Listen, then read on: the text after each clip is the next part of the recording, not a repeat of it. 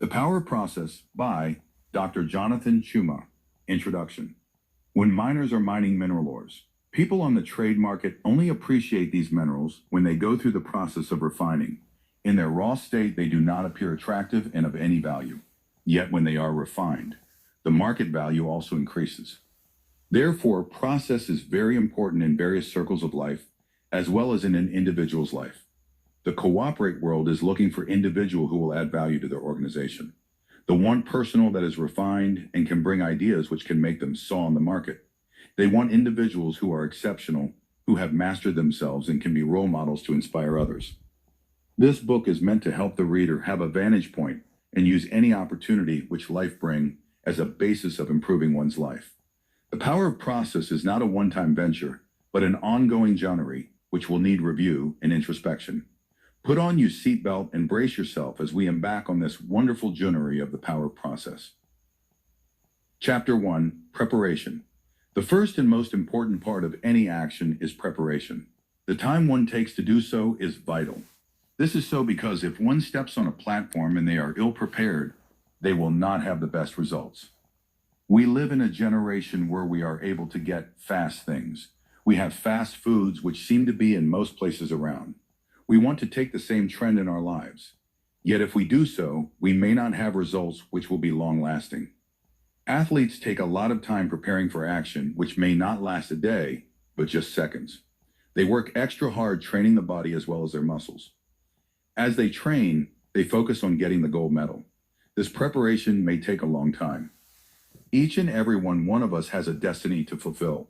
It is a process to make the kind of person who will bless one's generation and environment. Preparation of one comes in many different forms. This is so owing to the fact that life is a school with many lessons. It does not have a specific curriculum intended specifically for a particular person or race. Whether one likes it or not, they will need to go through preparation. The experiences of life are lessons which are used to make the person for the days ahead. You do not need to skip the part of preparation even if you are at an advantage today. What you skip is a reflection of what is not learned, and what is not learned will be reflected in one's actions, and you will be forced to relearn so that you can pass the test and move on to the next level. Individuals, communities, and nations all go through this process of preparation, but it is those who have understanding who are able to discern what is happening. However, those who just live by default take things as life as usual. These will miss on many things and will only realize what they missed in their prime of life. Moses from the Bible spent 40 years in the house of Pharaoh, been prepared in various ways, living a life which he was not destined. But when he began to have a clue of his destiny, he killed an Egyptian because he was not happy with how the Hebrew slaves were being treated. This was the beginning of him becoming a deliverer. Yet he fled from Egypt and spent another 40 years in the wilderness. It was at the end of the 2 40-year times when he came back to Egypt as a deliverer. It took 80 years preparing for an assignment of his destiny. Have you discovered your life's assignment? Take time to do a personal inventory and start preparing. And if you have discovered your assignment, do not be in a hurry to step on the platform and swing into action. You will need to understand the times. Timing is key if you're going to be relevant to yourself as well as those around you. When you have bad timing, your good intentions will not be seen as such. They maybe be a mockery to those whom you could have been a blessing to. When Moses killed an Egyptian, the Hebrews did not support him. He acted as a deliverer, but it was not the right time for him to act in that way. The Hebrews mocked him such that he felt like an outcast and fled to the wilderness. Take time to prepare for the days ahead. You may not be popular. You may not have all it takes to make it, but start anyway. You will be glad you had a season of preparation. Chapter 2, Sito, Visualization. Visualization is creation of a particular reality. Visualization is a very powerful tool which successful individuals can employ. Those in sport as well as those who are in the business world have been able to bring out amazing results. Visualization is seeing success of a particular outcome. Michael Jordan as well as Kobe Bryant had employed this technique as they trained. They would visualize a perfect shot been done while standing at the three-pointer. Visualization is a way of conditioning the subconscious mind for any conscious action in the conscious mind. One would have to seat quietly and see themselves making a perfect three-pointer shooting. You will have to engage your feelings and senses to make the experience feel real. If one is able to see these outcomes as real and successful in the mind, one is able to produce this same experience in the real situation. The subconscious mind will tell the conscious mind that we have done this before and will bring out all the endorphins needed to produce the results. This is how basketball players are able to condition themselves to make perfect three shots using the power of visualization. They have learned from experience that focus can be used as a powerful weapon to achieve set goals. You will need to have a realistic goal which you want to achieve before you can employ visualization. You must focus on your goals. As in the earlier example, the focus or goal was making a perfect shot. You also need to know your goal, which you must employ in your visualization. As you visualize, you create the synthetic situation, you facilitate your mind and senses, you are able to experience something as though it was real. As you move in the real situation, your mind says, I have seen this, I have been here. I know the kind of resources needed to have success here. This will ultimately cause one to be successful in a particular enterprise. All the great things which humanity has been able to make and build are all products of visualization. There is nothing great which is made which is independent of it. What do you want to achieve? You must know exactly what you desire. This is so because when desire comes, it is a wellspring of life. The things you desire, both good and bad, can become a reality and manifest in our material world. Whatever a man can conceive in his thinking, he is able to bring about in his life. Life is no respecter of persons. It will only respond to those who have desires, are focused, and are able to act on what they desire in spite of setbacks. These will emerge and bring out their desires in the material world and will in time be celebrated. Chapter 3. Start with what you have. As you embark on beginning your journey, many seem to worry about not having all the resources they need. These resources could be human or financial. You do not need to worry about what you don't have. If you worry, you will kill your momentum and resolve to move forward. You must start with what you have, no matter how little or insignificant it may seem to be. What you have is a seed of your greatness, which has the potential to be multiplied. The problem is not always with what you start with, but with how you see what you have started with. It's not a fact that those who start from a point of an advantage are the ones who are assured of success. All great businesses who we know of today began from somewhere. They started with little resources. It is also important never to despise the small beginnings. You must utilize the resources you have, no matter how little they may seem to be. I have observed individuals who had great resources, and those around them thought they will grow their business and bring great impact. But unfortunately, their business did not go very far. It later went down. Therefore, it's not a guarantee that all who are blessed with much are the only one who thrive. There are many factors which lead to success. Let's move together and learn. Chapter 4. Stick to your plan. What plan do you have as you embark on going through the process of life? Individuals fail due to the fact that they do not have a concrete plan for where they're going. They live on wishes, which are never accompanied by a definite plan of action. They just wish. You have heard of the saying, if wishes were horses, everyone would ride. You will need a plan just as a man who decides on building a house. He will need a structural plan drawn on paper. It is very important to think on paper. Write your plans down and set some landmarks or deadlines of when you will achieve what you want, as well as what will be involved. You will need to calculate the cost of your plan. This will be helpful. If you do not have a plan of where you're going and what you desire, you won't know if and when you achieve what you need. Chapter 5. Versions. Let us take a moment and reflect on the life of Moses from the Bible. We shall be able to see that his life did not begin with an advantage. It began with a disadvantage in that when he was only 2 years old, Pharaoh released an edict to kill all the male children of 2 years and below. This resulted in the mother devising a plan to try and save him. They put him in a basket and sent it floating on the river Nile. This plan worked in that the child ended up in the house of Pharaoh and was raised as a prince of Egypt. He grew up in the house of Pharaoh and was exposed to all the doctrines and cultural practices of the royal family. Moses grew up in status and wisdom as well as the practices of Egyptians. He was marked to be the next to seat on the throne of the greats. But was this his purpose? Was this what he was destined to be? Let us see what we can learn from his life. What you go through, whether good or bad, is not an end in itself. It could be a road that you are on, but this may not be your final destination. You will make a mistake to think the route you used is the right way to your final end. The route is just a path and not a destination. Moses may have started off his life in the royal family, but this was not going to be his final end.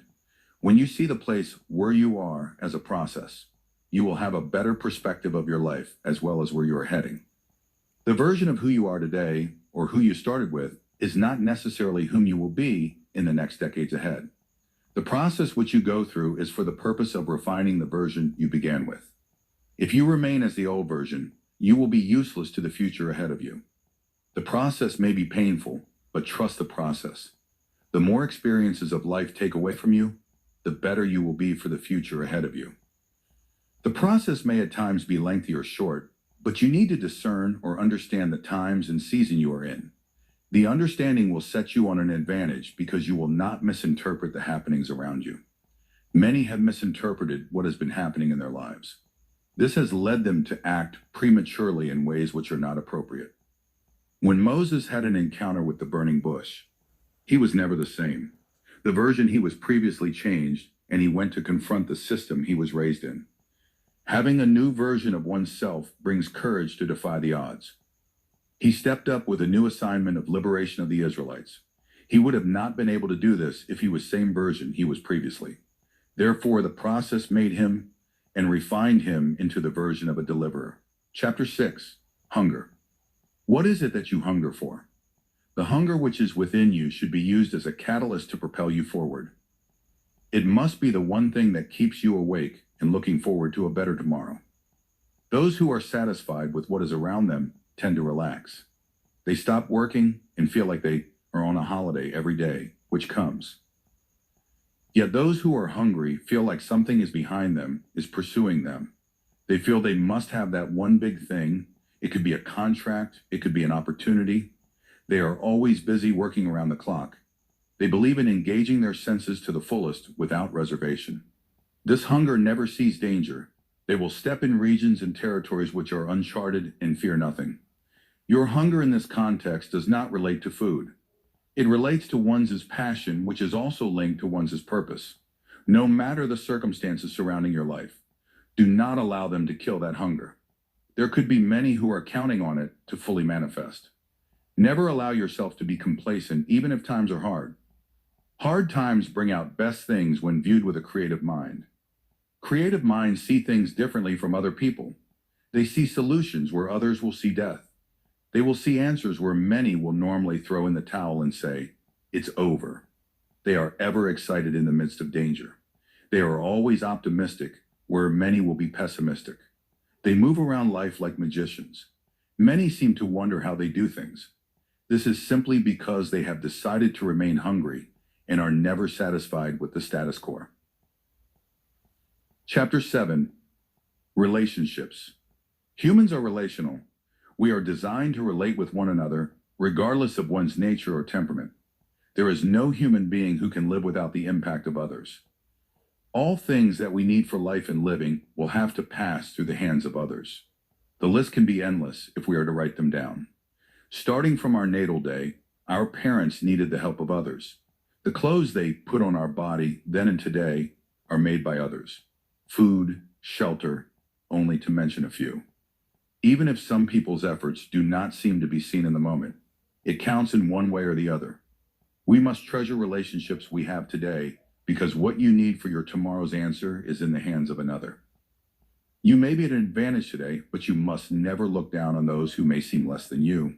Never try to despise anyone because it is the voice of that nobody that can save you in a predicament you may find yourself in.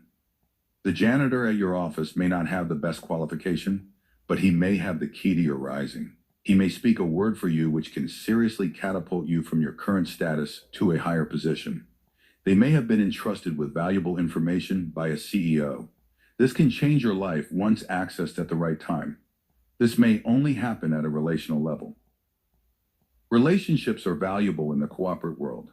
These are a way through which people are able to network and achieve more, even when they don't live in the same country or continent. When one has great relationships, they will be able to build networks which will make one powerful. They can do many things remotely because the relationship established in a network. The evidence of one's greatness is measured in the network they have and what they are able to accomplish through others. Great things are accomplished or built predominantly through others. Imam, if you always have to be around to have something done, then you have not yet grown on a relational level with people around you. Great men and women work through others. Chapter 8, Value. This is anything which constitutes an advantage in one's life. It is a set of skills which set one apart and makes them to stand out among a crowd. It is a measure of one's usefulness to the individual himself as well as those around him. Values can also be seen as key pillars that drive a person's life as well as their belief systems. One will have these as landmarks which set perimeters or boundaries. One may never cross these because they would feel that they are compromising on some set standards. Therefore, on a personal level, individuals have values which drive them. Even organizations also have core values which drive them as well. 1.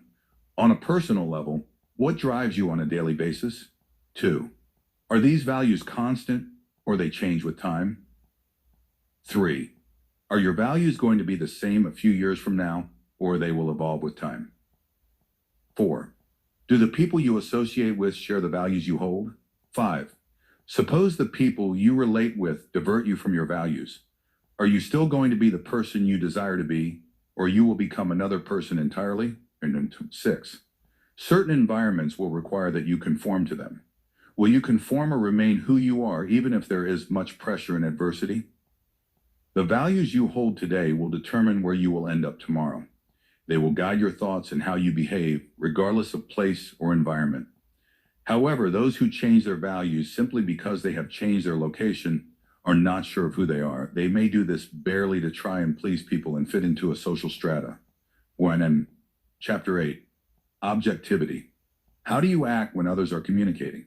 Do you listen to what others are saying without thinking that only your ideas are better? Or you have a superiority complex of always shooting down others and thinking you know more than others? Are you obnoxious?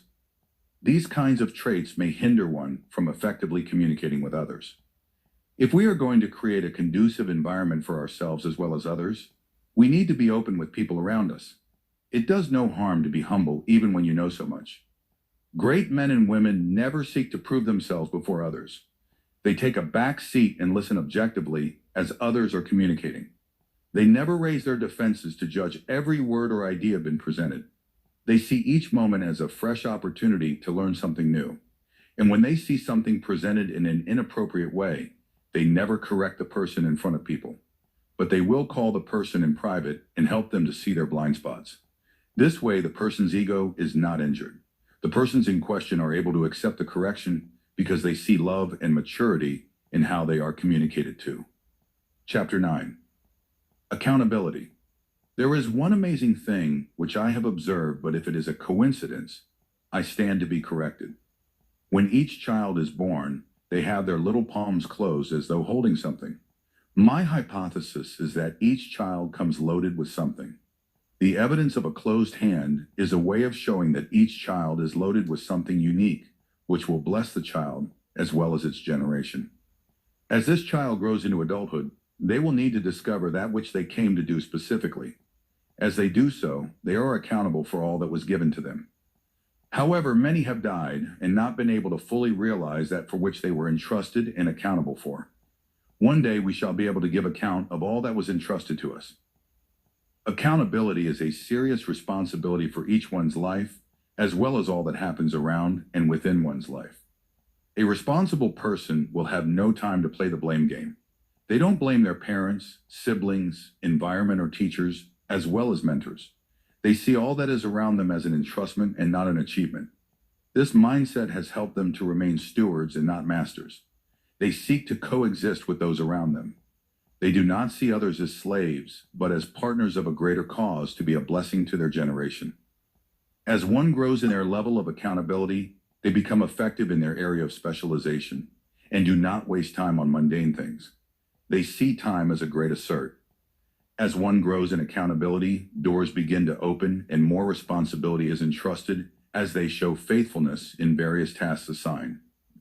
Some people question themselves why they are not entrusted with more roles or tasks. This is so because they do not show evidence of accountability. Accountability is seen even on a personal level in how one manages their time, their outlook, as well as space where one works. This will be able to speak volumes about one. Such evidence of a person will speak volumes what will happen if more responsibility is given to them. If efficiency is seen, they will easily attract elevation. The attitude displayed while doing any task is important. Those who enjoy their assignment work with so much joy and work like they have a magic charm that propels them.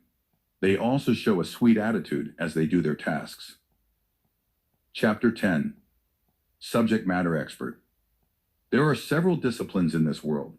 You are not meant to be a jack of all trades and expect to command authority in everything. You will only be able to command authority in the subject where you are an expert. Medical personnel command authority in medicine. This also has vast areas of specialization. You can't expect a medical doctor to command authority among pilots. Furthermore, you can't expect a car mechanic to be one who can fix an aircraft. You will need to know your area of specialty and operate within that premise. As you work on yourself, you will discover that you have areas of self-awareness. This awareness, when it manifests, is like a light bulb which is switched on. There could have been areas you did not know about, but you come to a point where you begin to see clearly than before. As you see things more clearly, your perspective is also enhanced. You will discover that all the assumptions you had about things change, the insecurities also vanish. The way you carry yourself in respect to life changes. It is as though you have a paradigm shift. It is as though you have a sudden upgrade to another level, as if you have stepped into another dimension, even though you are on the same physical plane. This is the kind of feeling which comes with being a subject expert. Chapter 11. Change. There are things which are constant in life. One of these things is change. Who you are today is not the way you used to be a few years back. You have changed in your physical appearance as well as in your thinking and how you perceive the world. As we grow in years and experience, change happens. But as this change happens, there are some who want to maintain the old way of doing things. They will try to resist change, but in time they will have no choice but flow with the wave of change. Resisting change can be detrimental if not handled well. As change comes, this calls for adaptability. If you refuse to change, you will be chained in your thinking, and your outcomes will be limited. You will not have exposure to explore things which are at a higher dimension of thought. When one refuses to change, they are by default closing themselves up to new resources of ideas, which will come as one is being stretched by change. It is as a result of change. This is why inventors and business entities are able to come up with new ways of solving various problems. How to avoid negative thinking disasters. 1. Take one day at a time and focus all your energy on making the most of what is in front of you. 2. Nothing lasts forever. Tragedies are just like dark clouds which pass in no time. 3. Listen to the facts and not the feelings about the situation. 4. Remember past successes. 5. See if there's a problem to solve. Define the problem. Go to the root of it. Who is involved? What processes are affected and why? Form new possible paths to take. Make a decision and go for it. 6. If you can't control it, let it go. Concentrate your efforts where you can make a difference. 7. Slow down. Chapter 12. Your dream. What dream do you have? What is that great thing which you feel you must achieve? How long have you had this dream? Are you passionate about your dream even if it has not materialized? There are things which will confront you targeting at killing your dream. You need to be wise so that you can discern when they come. They will come in many forms, but it is wisdom to know them and wisdom to act in an appropriate manner. Wisdom is knowing how to act on knowledge and information in a timely manner, which sets one on an advantage against the rest of those around a person or situation. A dream is fuel which propels one's destiny to keep moving, even when it could have remained stagnant. A dream will make one remain confident in the face of danger. I have seen many who could have died, but they made a resolve and refused to die because their dream had not manifested. You don't have to give up. You need to allow the thirst and hunger within you to keep your dream alive. No matter what you're going through, do to be complacent or allow anything or situation to rob you of your dream. You could be a lower version of yourself today, but trust me, there is a version of you in future that so many will be able to benefit from. When the process is complete, the beginning of your dream may be so humble and insignificant, but never allow the state of your life today be the determining factor of the greater dream. You may be living in a slum today, and nobody wants to relate with you or even identify with you. There are many who are so insignificant who the world does not want to relate to. Do not worry about the present or how bad things may look. You may not be able to afford a good meal today. Keep pushing your dream. You will be able to afford all the good things in time. Do not be in a hurry to try and please people around you. The things you are going through today are simply stepping stones for the future. Do not worry about those who despise you in the day of your humble beginning. No real success ever begins on top. It's only a grave which begins on top going down. Therefore, if you desire to start on top, you must be rest assured that this is your road to your downfall. How to get people excited about making your dream come true. 1. Help a person see how they can make a difference by participating. 2. Show the person how others will suffer if they do not participate. 3. Remind the person that everyday tasks help to make the dream come true. 4. Take time to praise the person at work and let them know they matter. Praise them and do not let a good deed go unnoticed, and help them when they are struggling. 5. Ask for a person's input on how to make the dream real. Chapter 13. Factors of a good process. 1. Effective. A process must be simple and make life better for all who are concerned.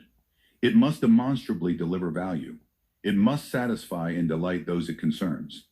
In satisfying them, it must meet their needs and fulfill the contract or agreement that has been made. The process must align with the voice of the business, which defines the business strategy, values, and policies. 2. Efficient. The voice of the business is also concerned with efficiency of the process and will impose constraints that ensure business is profitable or ensures that not-for-profit organizations operates within set perimeters. The process must be devoid of waste and unnecessary steps. 3. Relevant. We must focus on the areas which are essentially vital. This is so because some things are more important than others. Hence, we must address them in the order of relevance and not just randomly. As we do this, we shall have better outcomes, unlike looking at things as circumstances come. Valid. A good process must be valid. It should be sufficiently correct to be valued and usable. We must verify and validate it against the business requirements. You must understand that a process is simply a representation of a real thing. The process model you design and decide to use should be tested. This involves 2 stages: verification and validation. Verification is about ensuring that the design meets the specifications or requirements. Validation is about making sure that the process is fit for a particular purpose.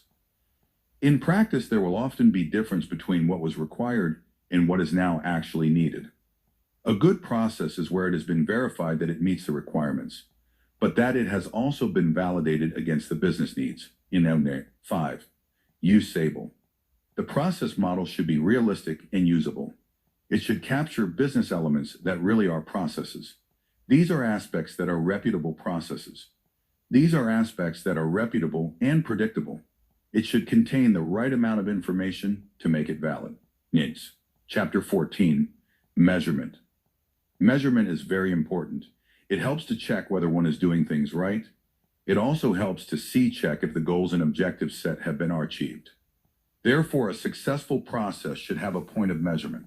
This is where we assess if we are on course or have diverted.